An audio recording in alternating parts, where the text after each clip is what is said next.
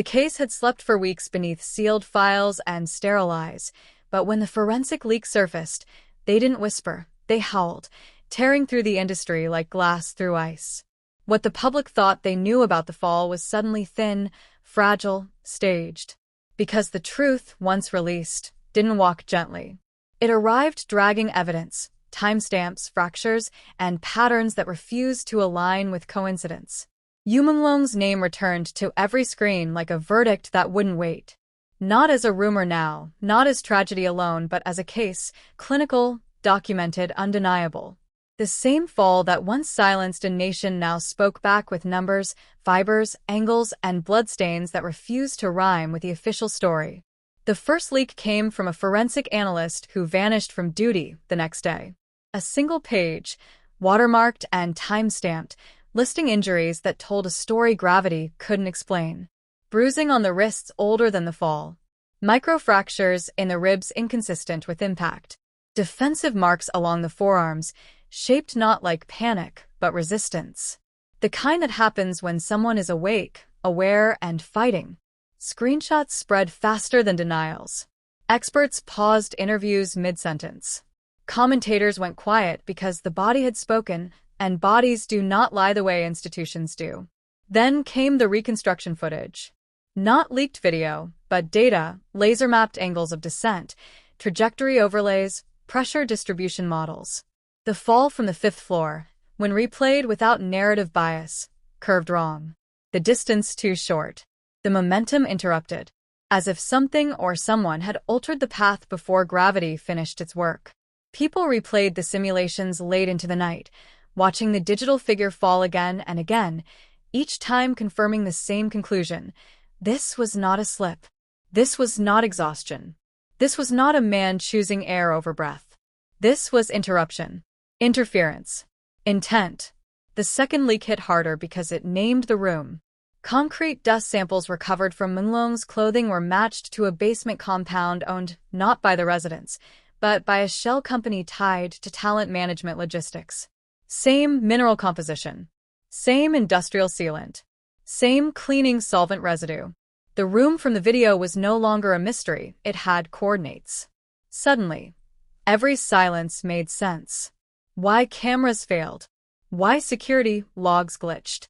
Why statements arrived rehearsed. The building had been erased from public records 3 years earlier, listed as inactive storage. But forensic chemistry doesn't care about paperwork. It remembers where you've been. It remembers what touched you. It remembers who thought no one would look closely enough. The nation did. A third leak surfaced, like a confession without a mouth. Audio spectrogram analysis of the distorted voice from the earlier footage revealed something chillingly precise. The modulation wasn't random. It was filtered through a proprietary editing plugin used almost exclusively in post-production studios affiliated with Menglong's former agency. A tool meant to smooth dialogue had been repurposed to erase identity. That detail alone collapsed careers overnight. Executives who once smiled through interviews stopped appearing in public. One resigned citing health reasons. Another boarded a midnight flight that never made the news. Internal emails followed, stripped of context but heavy with implication. Phrases like contain the narrative, delay toxicology, lock chain of custody. Words that sounded administrative until the public learned what they were protecting.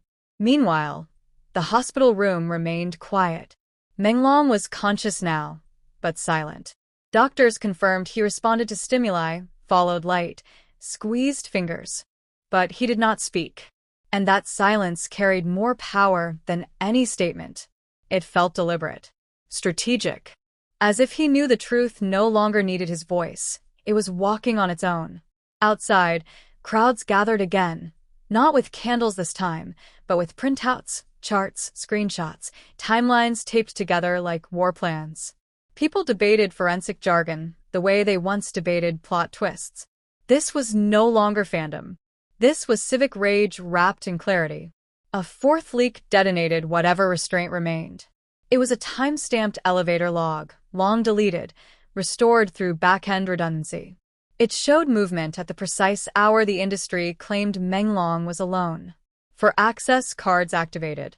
Two belonged to security contractors with non-disclosure histories. One to a senior operations executive. One to a card labeled simply, temporary. Temporary access leaves permanent damage. The log synced perfectly with heart rate data retrieved from a smartwatch Menglong had worn that night. His pulse spiked minutes before the fall. Not fear. Adrenaline. Fight. The body preparing to survive something immediate. And then a sudden drop. Not from impact, but from restraint. Medical experts spoke carefully, but their eyes said everything. This pattern, one whispered off camera, belongs to coercion. As dawn broke, the final leak arrived, not digital, but human. A former logistics coordinator stepped forward, face blurred, voice shaking, statement notarized. They described rooms without windows, contracts rewritten midnight, threats disguised as career advice. They described Menglong not as defiant, but exhausted from refusing to disappear quietly. He said he wouldn't renew, the witness said. He said he wanted control of his own work. They said he owed them his life. The phrase ricocheted across the world. Owed them his life. Suddenly, the fall wasn't metaphorical. It was transactional. By evening, investigations were no longer speculative. Warrants were issued. Buildings sealed. Servers seized. Names redacted, but not erased. The industry that once thrived on illusion now stood naked under fluorescent light, every polished surface reflecting something ugly back. And through it all, Menglong lay still, breathing steadily, his body bearing the evidence they never meant to survive. When he finally spoke, just once, it wasn't to accuse. It was to confirm. "I didn't fall," he said softly. "I was dropped." That sentence landed heavier than any scream. The case was no longer about a man. It was about a system that mistook silence for consent, contracts for cages, talent for property. And as forensic truth continued to surface, bone by bone, bite by bite, one thing became impossible to deny. The fall failed. It failed to erase him. It failed to bury the truth. It failed to protect the ones who thought power was permanent. Because gravity only works when no one interferes. And this time, the evidence refused to fall in line. Before the world learned words like trajectory and fiber trace, before analysts argued angles on morning shows, there was only the fall, raw, unresolved, replaying itself inside people's heads like a sound that refused to fade. Everyone remembered where they were when Menglong hit the ground. Time split there. Before the fall, fame felt distant. After the fall, it felt dangerous. In the first hours, the silence was louder than grief. Phones buzzed without messages. News anchors stared into cameras as if waiting for permission to breathe. Even the internet, usually ravenous, hesitated, as though instinct warned that this story would bite back. The footage of the aftermath never fully surfaced, but shadows leaked anyway. An ambulance light stuttering red against concrete, a body too still, a shoe left behind like punctuation. Inside the building, staff were told to forget what they saw. Inside the city, no one could forget what they felt. People described a pressure in their chest, a sense that the ground had tilted. This wasn't the fall of a man. It was the collapse of an agreement everyone had made with celebrity, that it was safe, controlled, distant from blood. Then came the first leak, small enough to be dismissed if you wanted comfort more than truth. A cropped image of a medical chart. No name. No signature. Just numbers circled in red. Timestamps that didn't align. Injuries marked pre-existing. Screenshots vanished, reappeared, multiplied. Each repost carried a new caption, but the same question: how does someone fall once and bruise twice? By nightfall, the fall had acquired an echo. Someone slowed down an audio clip from a nearby security camera. The sound wasn't clear, but it wasn't empty either. A sharp intake of breath. A muffled protest. Not a scream. Something worse. A sound cut short. People argued about what they heard, but no one argued that it felt wrong. The fifth floor became a phrase, not a location.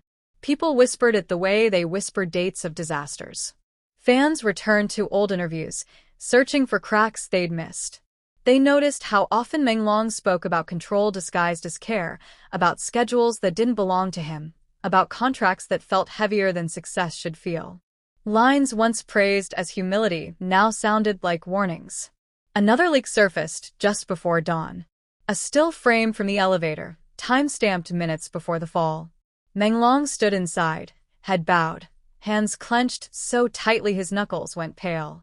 Behind him, reflected faintly in the mirrored wall, a shape that wasn't supposed to be there. Not a face, just a presence. Too close. Too deliberate. The frame froze, something the official story needed to stay fluid. The nation began to lean forward. Outside the hospital, people gathered without instruction. No posters yet. No chants. Just bodies standing near bodies, as if proximity could hold him together. Some prayed. Some argued. Some simply stared at the building like it might answer. When a nurse adjusted the blinds in Menglong's room, the crowd exhaled as one, as though that movement alone proved he still belonged to the living. Inside the industry, panic moved faster than compassion. Statements were drafted and redrafted until they meant nothing. Emails flew with subject lines like urgent and containment. Someone ordered backups erased. Someone else ordered them restored. The machine didn't know which direction safety lived in anymore. The fall kept replaying, but not the way gravity intended. People imagined the seconds before it, the hesitation, the shove, the struggle, the choice that might not have been a choice at all. The image evolved from accident to interruption, from interruption to intent. Each retelling sharpened the edge. By the second night, the phrase "incident under investigation" sounded like an insult. The public didn't want conclusions. They wanted coherence. They wanted the fall to make sense in a world that insisted it already knew how stars were supposed to fall, quietly, beautifully alone. But Menglong had not fallen alone. That was the truth rising beneath everything else. There were hands in the silence. There were rooms before the air. There were decisions made long before the pavement.